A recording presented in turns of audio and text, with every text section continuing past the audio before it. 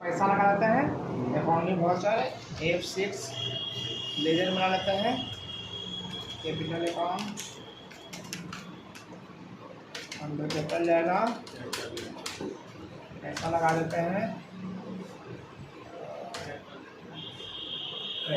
लग गया कैपिटल, पैसा लगाइए और यहाँ से करना 10 लाख 50 लाख रुपये लगाते हैं शेयर में।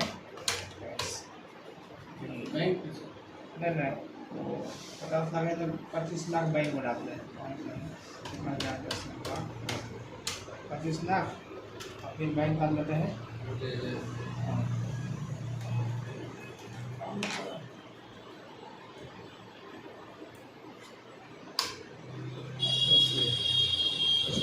SBI अकाउंट बैंक में जाएगा।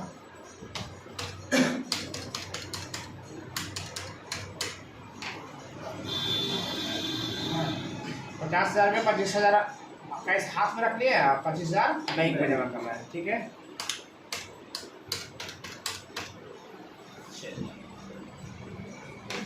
जो है ना सही है।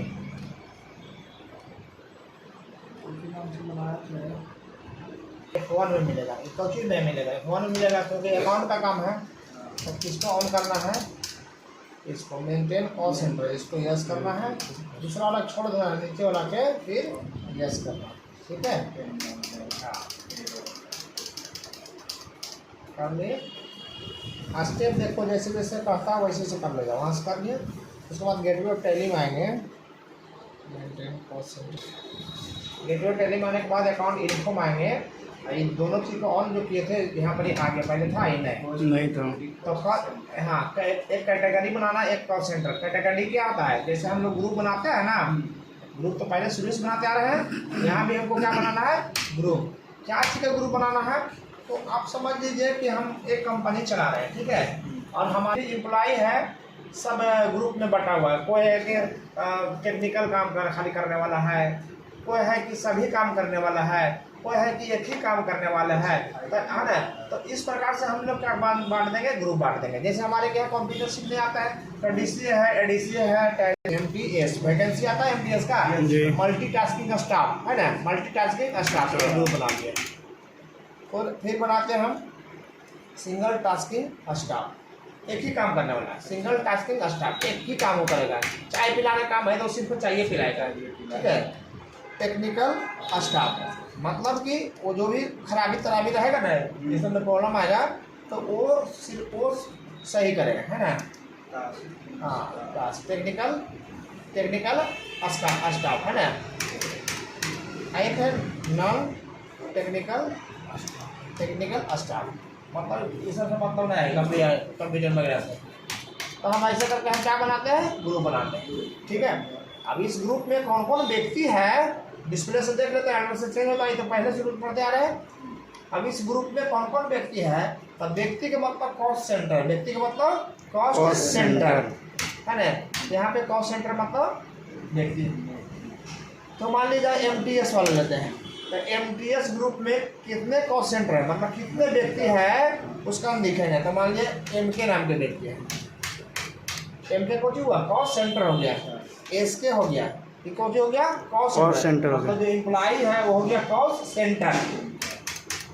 ठीक है, DK है, ये क्या है, कॉस्ट सेंटर। सब शॉर्ट फॉर्म में नाम है।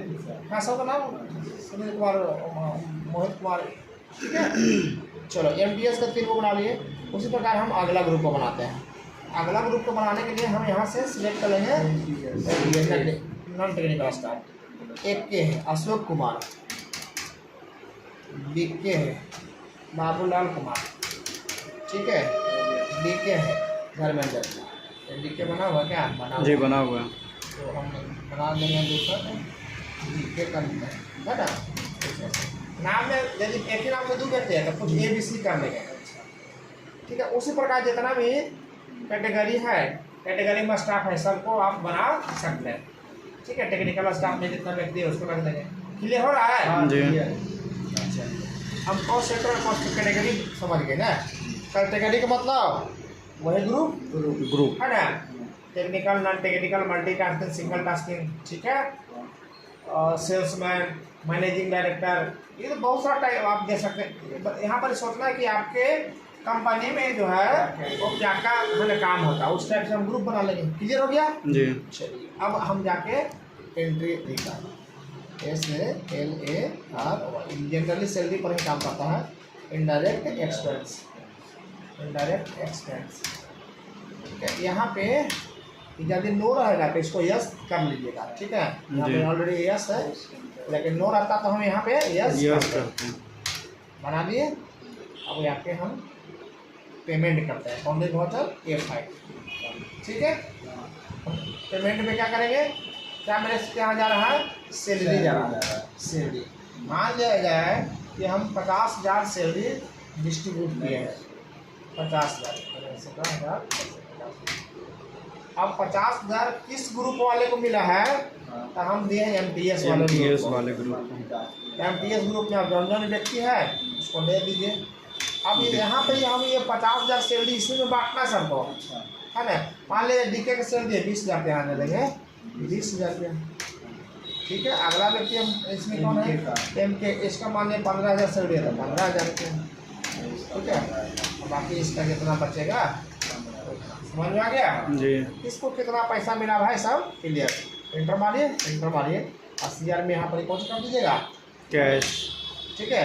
अब जो सैलरी दे रहे हैं तो सारा क्लियर पता चल रहा है ना कि किसको कितना दिए हैं सैलरी जी। एंटर मार के हो गया जी। उसी प्रकार मान लीजिए दूसरा व्यक्ति को हम दूसरा ग्रुप वाला सैलरी दे रहे हैं, तो यहाँ सैलरी सेलेक्ट करेंगे, फिर 50,000 रुपया, ठीक है। अब ये कौन ग्रुप वाला दे रहा है, NTS वाला, ठीक है ना। इसमें कौन कौन व्यक्ति है, ये है, ये मान लिया जाए इसका सैलरी है 15,000 रुपया, 15,000 डाल दें।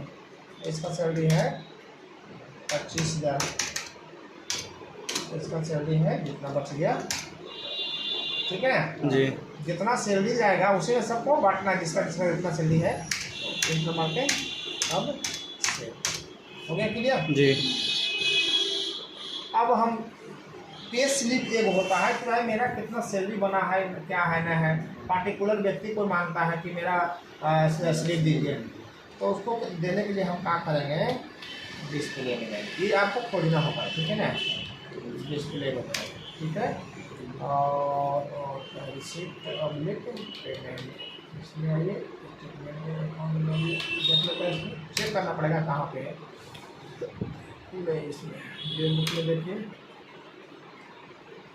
लिखिए इसमें चेक करने के लिए चेक कर रहा है, कॉल सेंटर में कर रहा है ना, कॉल सेंटर, ठीक है।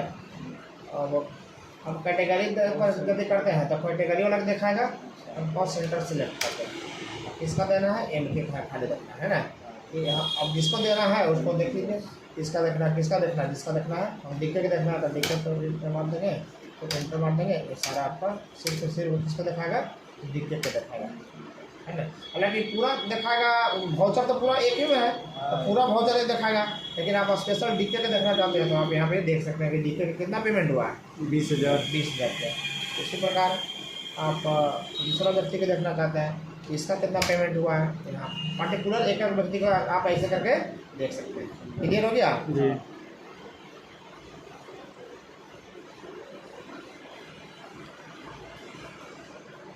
तो इसमें क्या देखें कि किसी व्यक्ति को यदि सैलरी देना है और सैलरी में यदि नाम को इंक्लूड करना है कि किसको किसको सैलरी दिए है, तो आपको कॉस्ट सेंटर और कॉस्ट कैटेगरी का इस्तेमाल करना होगा।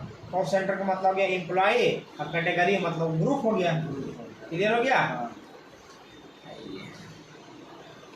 इसके बाद इसी में पढ़ना है कि जो नो था ना, इसको यस कर देंगे। ये क्या है, is cost centre for job posting, उसके बाद नीचे वाला is pre defined cost centre, इसको भी यस कर देंगे। ये दोनों क्या होता है, ये भी जस्ट उसी लाइक है, उसी के जैसा है, लेकिन इसमें एक आप अलग से क्लास बनाना पड़ता है, ठीक है ना। एक क्लास बना लीजिए और उसके बाद अब यही पहले भर देना है कि DK को कितना सैलरी मिलेगा, तो वहाँ से जितना सैलरी मिल रहा है वहाँ उतना डाल रहे थे एंट्री करने वक्त। यहाँ है कि पहले ये डिफाइन कर दिया गया है कि भाई जितना सैलरी बनेगा, अब जैसे गाड़ी यहाँ पर उतारता है, ट्रक आता है ना, तो ट्रक आता है तो 10 को लेबर है, 10 को लेबर मिलकर उसको खाली करता है, तो पहले ग्रुप में बांधे भाई तुमको हम 5,000 रुपये देंगे, या जितना सैलरी अति बनेगा मजदूरी होगा उसका 10% देंगे, आपको 5% देंगे, आपको 15% देंगे। ऐसे क्या होगा कि जितना सैलरी बनेगा उसमें आपको परसेंटेज अनुसार बांटेगा। ठीक है, तो जैसे डीके को है पहले का देखे आपको जितना भी सैलरी उठेगा उसका आपको 10% मिलेगा, क्योंकि कम काम करता है। कि भाई जितना का सैलरी मिलेगा उसको आपको 40% मिलेगा। अब ठीक है, इसके अपने रहे कितना 50%। अब क्या होगा कि यहाँ फिक्स सैलरी नहीं है, इसमें फिक्स सैलरी नहीं है, सैलरी जितना उठेगा उसका परसेंटेज आपको मिलेगा।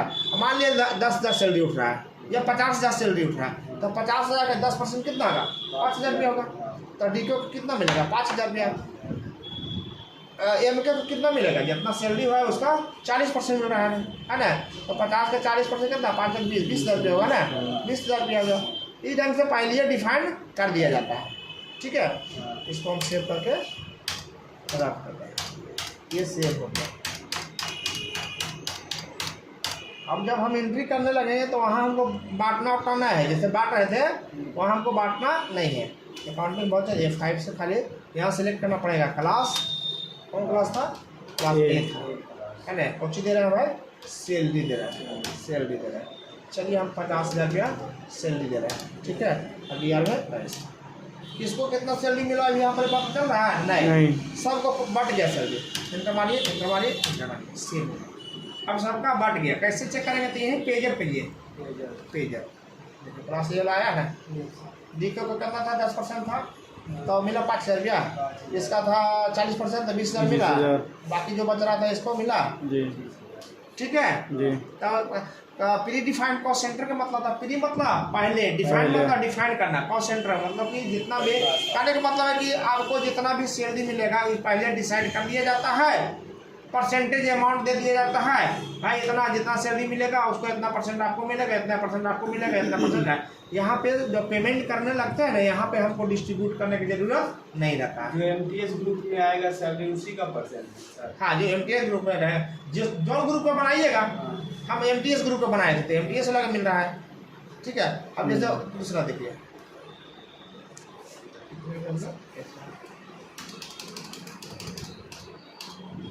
किसका बनाए थे, एमटीएस वाला पे।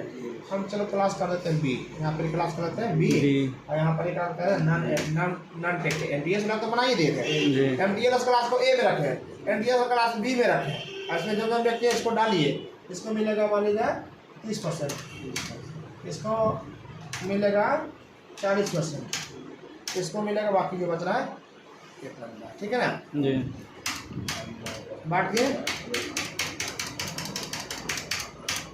अब हम जाकर पेमेंट करते हैं। अकाउंटिंग वाउचर F5 यहाँ सेलेक्ट करेंगे, कुछ ए सेलेक्ट करेंगे तो ए वाले को मिलेगा, अभी बी वाले को, बी को सेलेक्ट करेंगे तो बी वाला कौन ग्रुप का था, एनटीएस वाला था ना, एनटीएस। यहाँ मान लीजिए 1 लाख रुपये सैलरी देते हैं, तो कहाँ से 1 लाख 10 लाख है ये। अच्छा चलो 10 लाख दिए। ठीक है, यहाँ पे हम CR में क्या वहाँ पे सैलरी दे रहे थे, तो सैलरी कौन दिया था डीआर सर, इसके पहले कैपिटल अकाउंट कैपिटल सेट हो गया था जी। और ये तो गलती हो गया, नहीं लगा नहीं बटा नहीं, एंड प्लस बी से इसको ठीक है। हम करते हैं बी वाले, यहाँ पे सैलरी चलती है 1 लाख दे देते हैं CR में। बी वाले को मिल रहा है, बी वाला क्लास को आप देख लीजिए, पेज अप करके यहाँ से बी वाला आया ना जी, तो इसको मिला इतना परसेंट, इसको मिला इतना, इसको समझ में आ गया जी। Cost centre cost category clear हो गया जी।